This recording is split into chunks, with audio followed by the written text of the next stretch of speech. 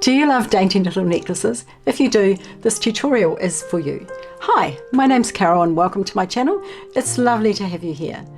Today I'm going to be showing you how to make this beautiful teardrop flower necklace. So it's got this beautiful connector here which has a flower on it, and it's got a beautiful faceted acrylic teardrop as the focal bead.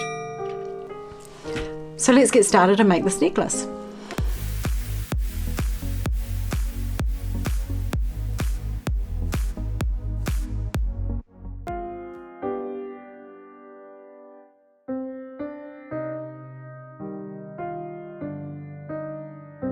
What you're going to need to make this necklace is obviously some beads. You're going to start with a 13 by 18 millimeter faceted teardrop, and you're going to need some 8 millimeter faceted glass rondelles, also some 6 millimeter faceted glass round beads, some 5 millimeter beaded rondelles, some 11/0 silver lined seed beads, these ones are clear, some 6 millimeter round smooth beads, and these ones are in milky pink.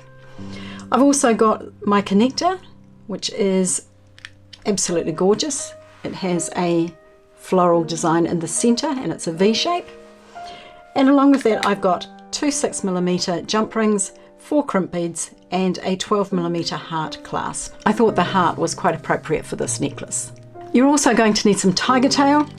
Now I used probably about 80 centimeters. You could probably get away with a little less than that if you needed to. As far as tools are concerned, we're going to need some flush cutters, we're going to need 2 pairs of round chain nose pliers, and I've got here a bead stopper. So let's get started and make this necklace. So I've cut a piece of tiger tail and I'm just going to put my bead stopper on the end. If you haven't seen how a bead stopper works before, they're a fantastic little invention. Basically, you squeeze it, pop your tiger tail in there and close it up. Now what that means is that your beads are not going to fall off. Great little invention, as I said. Now I need my glasses on so I can see what I'm doing. That might help. Okay, so I'm just going to lay this necklace out so that we can see it. Now what I'm going to do first is I'm actually going to thread this part of the necklace. So between every bead is a beaded rondelle, so you can see there the metal between the beads. So we're going to start with the pink one, and then a beaded rondelle, and then one of these beautiful metallic blue ones,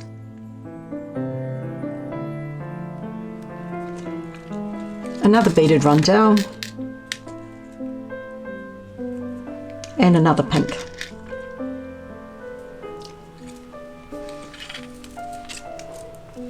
And that's what I have. Then, as I said, a beaded rondelle between every bead, so another one of those.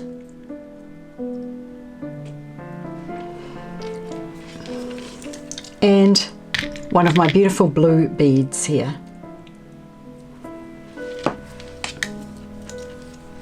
So that's what I have now. Another beaded rondelle and a pink one,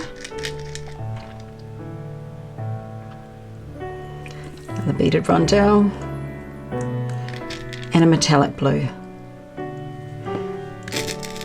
Now I will leave a layout diagram in the, well, I'll put it in the blog post corresponding this with this tutorial, so I'll leave a link in the description below so that you can take a look if you are having issues, but it's pretty easy.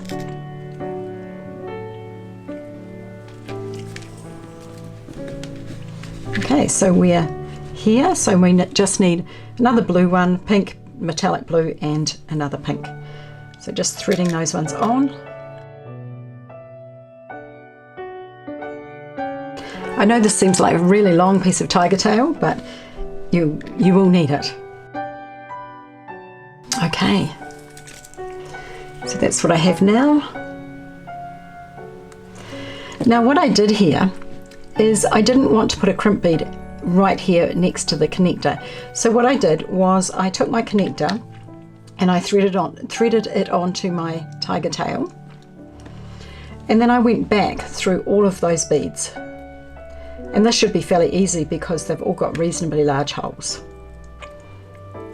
So I don't really have to thread it, it should just feed on through.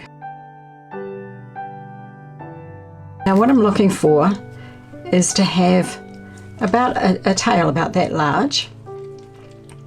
So I'm just pulling them down. It doesn't really matter how long your tail is, so long as you've got enough here to thread your seed beads on.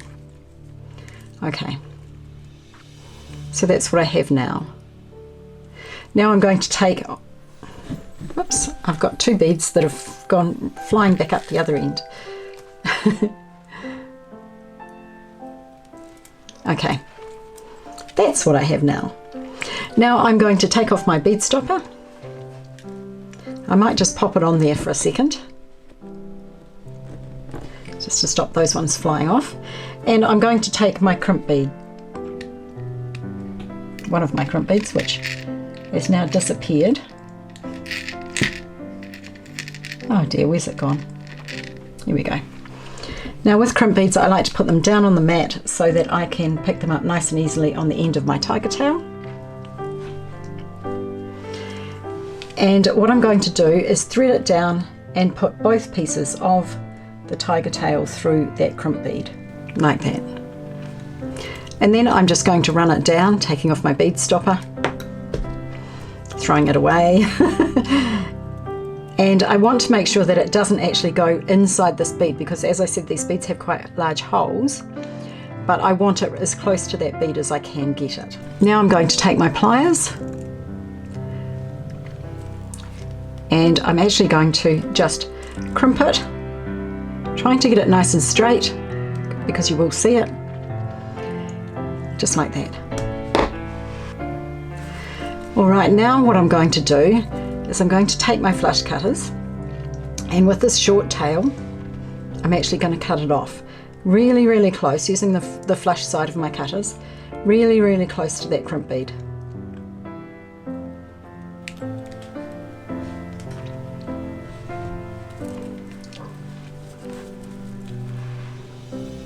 That's what it looks like now. Okay, now I'm going to thread on my seed beads, and basically what I'm going to do is I'm going to thread it until it measures about 13 centimeters from here to here. And I might just put these out on the table because they're easier to pick up that way. So notice that I'm just picking them up with my tiger tail by kind of tipping them over.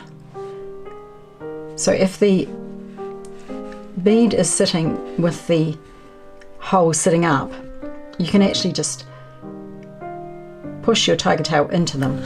Now you can see that I've got all my seed beads on here, and I've actually gone ahead and strung the other side as well, exactly the same as I did this one. Now I'm going to double check that my necklace is exactly the same size on either side.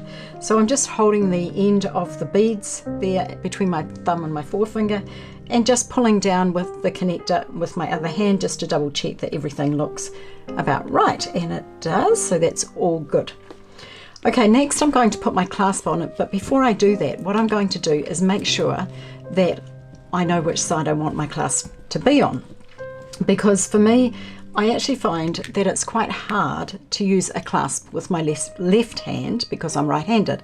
So this is my clasp, and you can see here the little lever that goes up. Now if I turn it this way, it's quite hard for me to use with my left hand. So for me, a clasp, or the opening, the mechanical part of the clasp, always should go on the right hand side. So I've laid my necklace out here, and it's not sitting very flat, but I think it will once it's all done. And I'm going to just release from the bead stopper my piece for the right hand side. So I've still got my left hand side in my bead stopper, and I'm just going to pop that over there out of the way so it's not in my way. Now I'm going to put on a crimp bead, Then I'm going to put on my clasp, and then what I'm going to do is I'm going to thread the tiger tail back down through the crimp bead. Oops.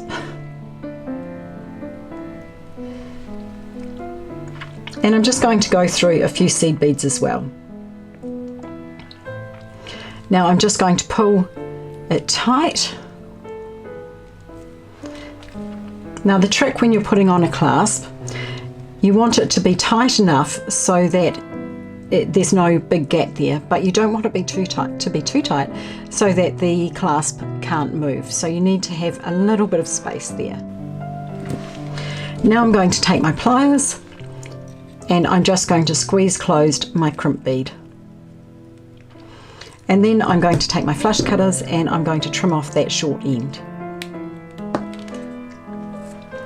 Now what will happen is that end, if you just give it a bit of a fiddle around, it will actually disappear into those beads, so you'll never see that end again.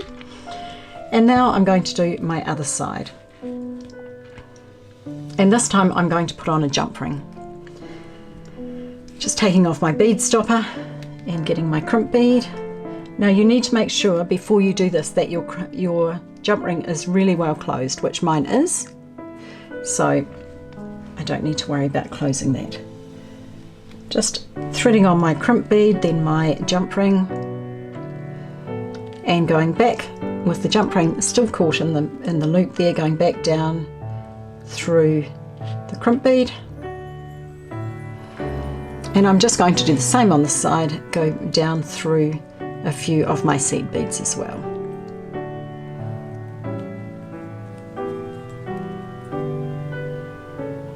Okay, just pulling the end.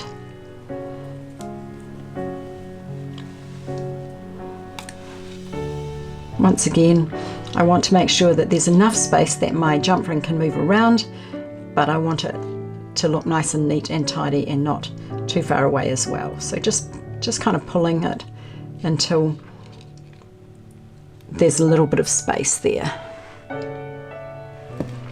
Now I'm going to take my pliers again and give it a good squeeze to crimp it and chop off that short end.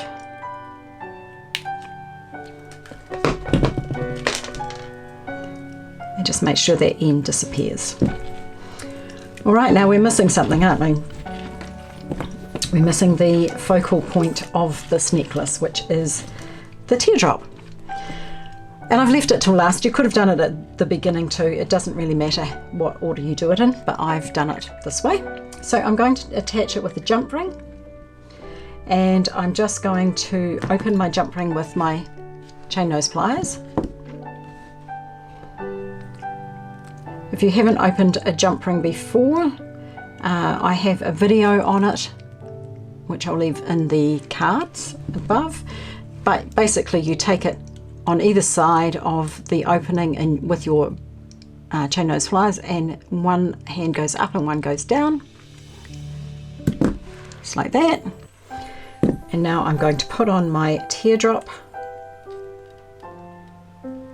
There's a bit of a wiggle to get it on there, and I'm going to attach it to the bottom loop of my component, my connector as well. And then I'm just going to grab the side of the jump ring and close it up, just by reversing what I just did. It's not quite closed. There's a lot in that jump ring, so it's a little bit challenging to get it closed, but there we go. Okay, there you go. It's a beautiful, delicate necklace.